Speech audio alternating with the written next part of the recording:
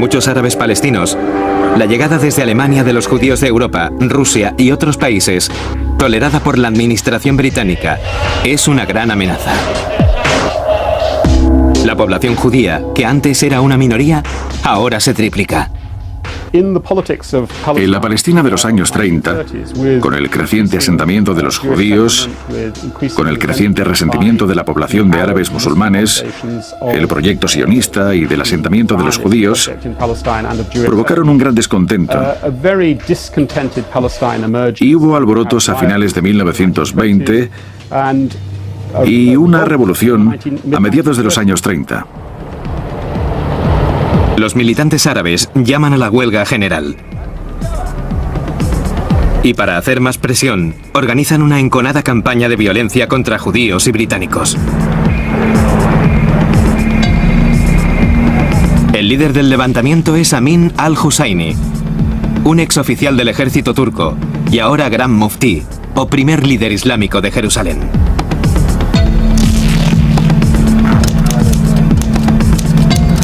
Amin controla la revuelta desde su refugio en el templo del Monte de Jerusalén, que los británicos temen atacar para no enfebrecer la opinión de los musulmanes del resto del mundo.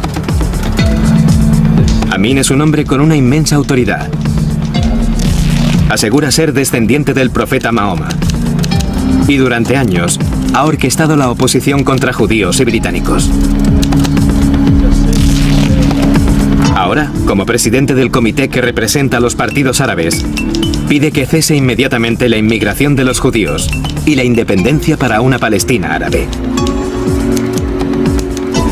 El muftí declaró a Palestina y a todos los países árabes e islamistas como territorio sagrado y por lo tanto eran para disfrute único de la fe musulmana, excluyendo a cristianos y judíos.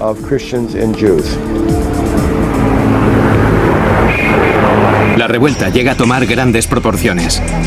Los británicos declaran la ley marcial y todo el país está en pie de guerra.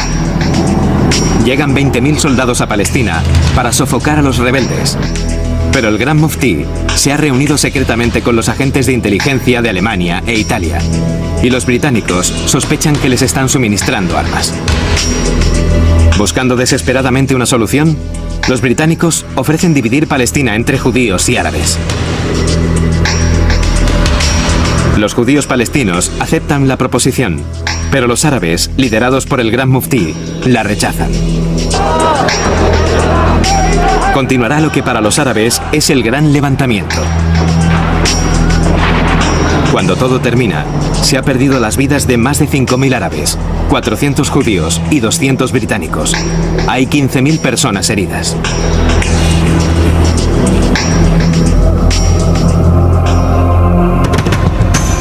En Alemania, Adolf Hitler y el jefe de la SS Heinrich Himmler ven una oportunidad en la situación de Palestina.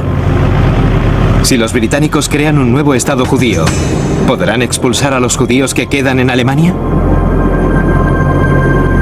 ¿Pueden ser los árabes nacionalistas aliados útiles a Alemania? Para averiguarlo, Heinrich Himmler envía un emisario de confianza en misión secreta a Oriente Medio. Adolf Eichmann era uno de los líderes organizadores de la exterminación de los judíos. Era el jefe del Departamento de Servicios de Seguridad y visitó Palestina y Egipto en 1937, buscando aliados y socios y estableciendo relaciones. En el Cairo, Eichmann se reúne con un periodista, miembro del círculo íntimo del gran muftí. Algún día el mundo sabrá que Eichmann es un asesino de masas, pero ahora, en noviembre de 1937, es solo un antagonista de los británicos. El muftí está oculto, pero como su portavoz, el periodista pide a Eichmann dinero y armas para luchar contra los británicos. También le dice que Amin quiere que los alemanes detengan la emigración de judíos alemanes a Palestina.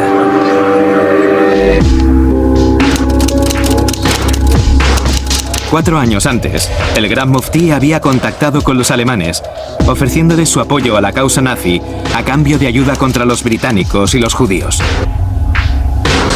Entonces tuvo una fría acogida. Ahora, con la Segunda Guerra Mundial en el horizonte, espera que sea diferente. Pero los informes de su enviado a la reunión con Eichmann dicen que, aunque los nazis apoyan la causa de los árabes palestinos, son cautos. No tienen intención de ayudarles a gran escala, como quiere el muftí.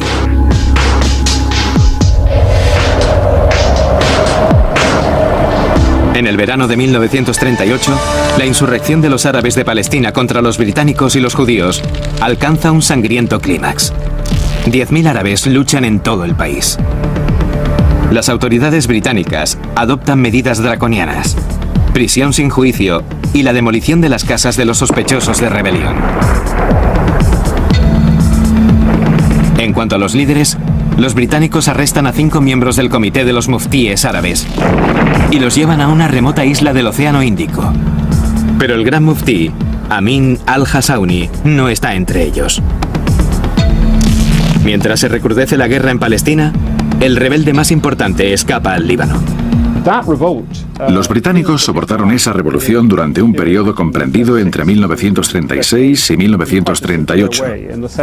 Se encontraron ante una insurrección en diferentes partes de Palestina y tuvieron que aumentar la presencia militar para contenerla. Finalmente consiguieron vencerla y, por supuesto, expulsaron al muftí de Jerusalén, Amin al-Husseini, que abandonó su escondite y huyó al exilio. Después de más de 2 años, en 1939 los británicos consiguen sofocar la rebelión. Sin embargo, como concesión a los árabes, acceden a una de las solicitudes del gran muftí. De momento, dejarán a un lado la idea de un Estado judío.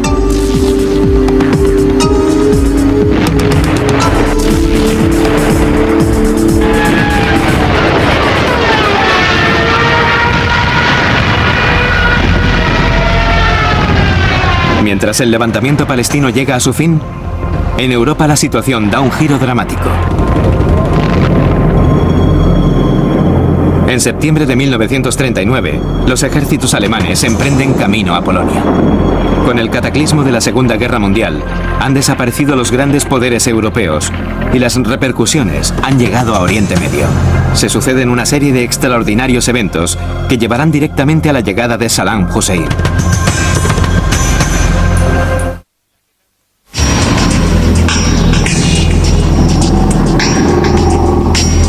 Mayo de 1940. Los ejércitos alemanes entran en Francia.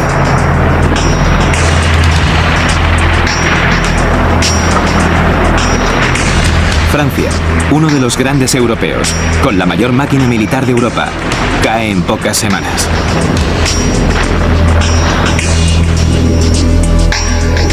Con la derrota de Francia, las colonias francesas del mundo, en Asia, África y Oriente Medio, quedan en un limbo político.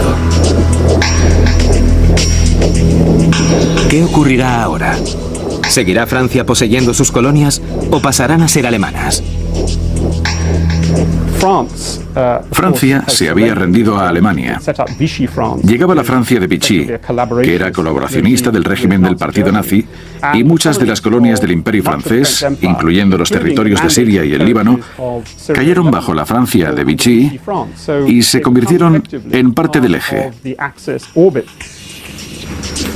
En el territorio francés de Siria, Michel Aflaq, líder del movimiento Ba'ath, intuye una oportunidad histórica. Ante la debilidad de los franceses, pronto se hacen realidad los sueños de una Siria árabe independiente.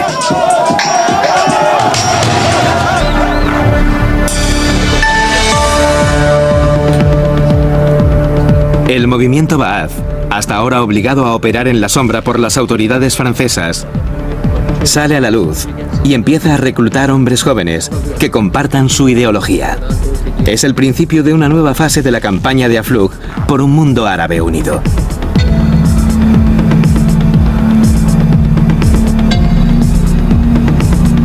Mientras Aflaq planea la revolución en Siria, su contemporáneo, el gran muftí Amin al-Husseini, llega a Irak para abrir el nuevo frente en su lucha contra los británicos.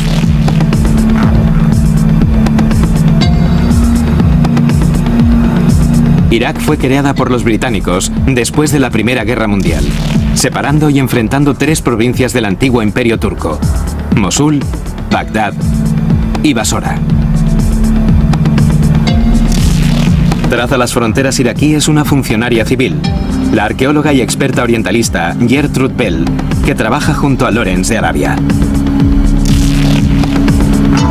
En 1921, en una conferencia que da Winston Churchill en El Cairo, se da a Irak una independencia limitada.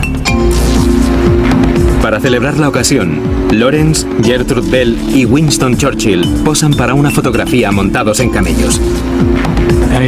Se firmó un tratado con el nuevo gobierno de Irak para asegurar que las bases aéreas importantes permanecieran en el país, además del derecho al movimiento de tropas en caso de necesitar reforzar sus efectivos en otras partes del Imperio Británico. Entre 1920 y 1930, el ejército británico protege el petróleo de Irak que explotan compañías británicas. La mayoría de iraquíes ven a la familia real iraquí con su rey niño como marionetas manejadas por los británicos. Ven la independencia de su país como un engaño y soportan mal la presencia de los británicos. Es terreno fértil para la agitación antibritánica del Gran Muftí.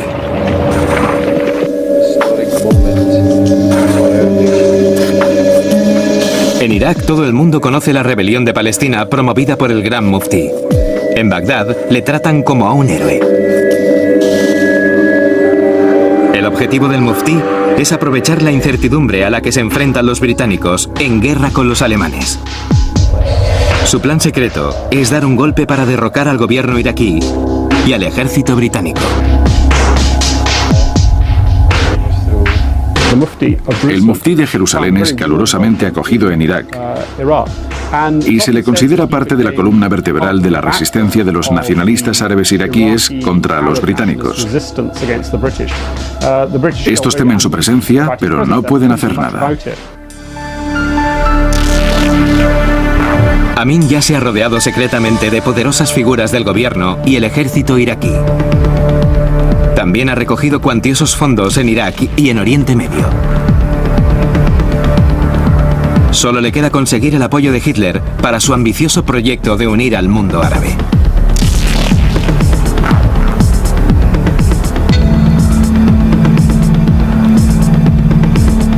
En otoño de 1940, el muftí envía a Berlín en misión secreta a su secretario particular, que habla alemán. Allí su enviado se reúne con el ministro nazi de Asuntos Exteriores, Joachim von Ribbentrop.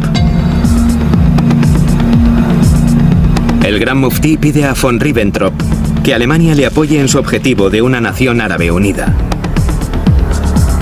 También le pide libertad para el trato con la población judía de Palestina y otros estados árabes. A cambio, el muftí promete que Alemania e Italia tendrán libre acceso al petróleo iraquí una vez expulsen a los británicos. Aunque von Ribbentrop está dispuesto a trabajar con los árabes en contra de los británicos, Hitler no está seguro. Hace mucho que ha llegado a un acuerdo con su aliado Mussolini, que tiene intereses en Oriente Medio, e Italia ya está luchando contra los británicos en el norte de África. Hitler cree que los árabes son cosa de Mussolini. El Gran Muftí está muy desilusionado.